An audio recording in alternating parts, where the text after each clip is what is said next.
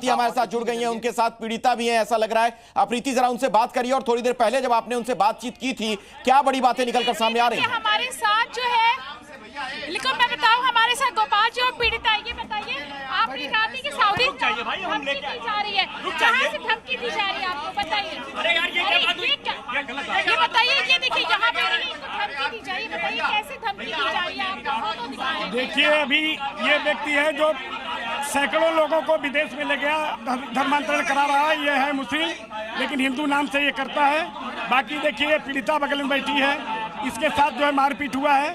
23 जून को मुझे जानकारी हुई कि उतरौला क्षेत्र में ये घटना घटी है कि हजारों लोगों को धर्मांतरण। धमकियां दी गई, ये धमकियां कब दी गई? आखिरी धमकी कब दी गई? धमकियां हमें जो है ये आजमगढ़ के बम्भौर गांव जो है मुबारकपुर थाना क्षेत्र में, वहां से जान से मारने की धमकी भी आई है। और सारी चीज आप ये व्हाट्सएप चैट दिखा रहे थे हम लोगों को, हमारे दर्शकों को दिखाइए। और कहां से फोन आया था? ये फोन तो दुबई से आया था, इनके पास नंबर है। ये जो पीड़िता बैठी है ये, और ये देखिए आजमगढ़ से आया है। ये मुझे जान से मारने की धमकी वाली है। ये जान से मारने की धमकी है। दिख रहा है कि इसमें जान से मारने की जो धमकी जो है वो यहाँ पर दी गई है। ये बताइए, आप कुछ और फोटो भी दिखा रहे हैं यहाँ पे, ये किसकी फोटो है?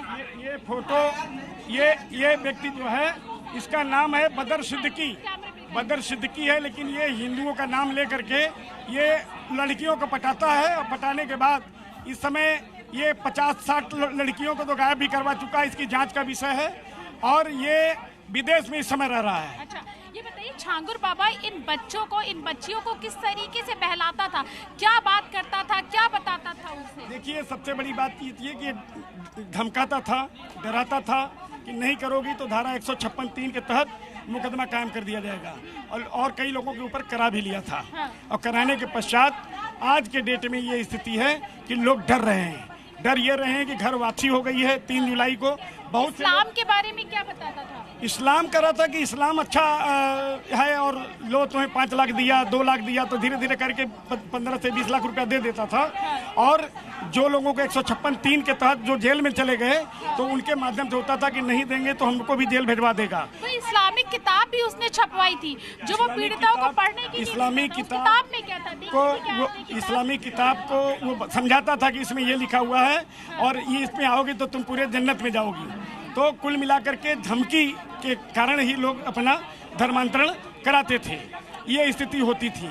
और जब हम लोग 3 तारीख को अपना शुद्धिकरण किए शिव मंदिर, भोलानाथ जो मंदिर है यहाँ गोमती नगर में, उसके बाद लोगों को धमकियाँ जाना शुरू हो गई, हमें भी धमकियाँ मिलना शुरू हो गई। जबकि 18 साल से मेरे पास 2 गनर शासकीय वे पे था। पाकिस्तान में भी इसके छांगुर बाबा के रिश्तेदार रहते हैं? नहीं, इसका नेटवर्क पूरे जो 40 देशों में आना जाना है, ये तो खुलासा हो चुका है। तो केवल पाकिस्तान नहीं, सब जगह से। और फंडिंग कैसे होती थी? पैसा यहाँ भारत कैसे आता था? नेपाल के रास्ते से आता था। बाकी 106 करोड़ रुपया तो इसके अकाउंट में आ चुका है। 16 करोड़ एक, 90 करोड़ अलग विभिन्न अकाउंट में आया है, जो सारी मैंने आपको दिया भी है। ANI वगैरह में सब करा था। तो इस तरह से अभी पीड़िता बगल में बैठी है, उसको मदद नहीं मिल पा रहा है। थाने वाले उसको भगा दे रहे हैं, FIR नहीं कर रहे हैं। ये बहुत गलत चीज़ है, क्योंकि इसके पास पैसे नहीं हैं। यहाँ जितने पीड़ित हैं इनके पास पैसे नहीं आने जाने का। तो सबसे बड़ी चीज़ ये है कि हम लोग जो मदद कर सकते हैं वो कर रहे हैं। अच्छा, इनसे एक बात पूछिए प्रीति कि क्या पुलिस प्रशासन के लोगों की भी मिली भगत हो सकती है इस नेटवर्क में? क्या वो भी शामिल हो सकते हैं? लिखित शिकायत के बावजूद क्यों नहीं होती थी कार्रवाई? क्या पुलिस प्रशासन के लोगों की भी मिली भगत हो सकती है? जो अब तक शिकायत दर्ज नहीं हुई, उसको लेकर आप क्या कहेंगे? देखिए, थाना प्रभारी स्तर के और पुलिस चौकी स्तर पे पदाधिकारियों को इतना इन्वॉल्व हो जाते हैं कि पीड़ितों को ही वो मदद करते हैं। जो आदमी पीड़ित को मदद नहीं करते, आरोपियों की मदद करते हैं। क्योंकि आरोपी एक पैसा दे देता है 10,000, 20,000, 25,000, तो जो व्यक्ति आरोप लगाने वाला होता है उसकी नहीं सुनी जाती है। एक और बात इसमें कही गई थी, कुछ कहना चाहेंगे आप? क्या आप मिले? हाँ, जी हाँ, जी, वो जो उनके पास डॉक्यूमेंट्स हैं वो भी दिखाने का ये प्रीति। और एक बात और, एक महिला जब प्रेस कॉन्फ्रेंस कर रही थी, उन्होंने कहा कि गैंगरेप किया गया था उनके साथ।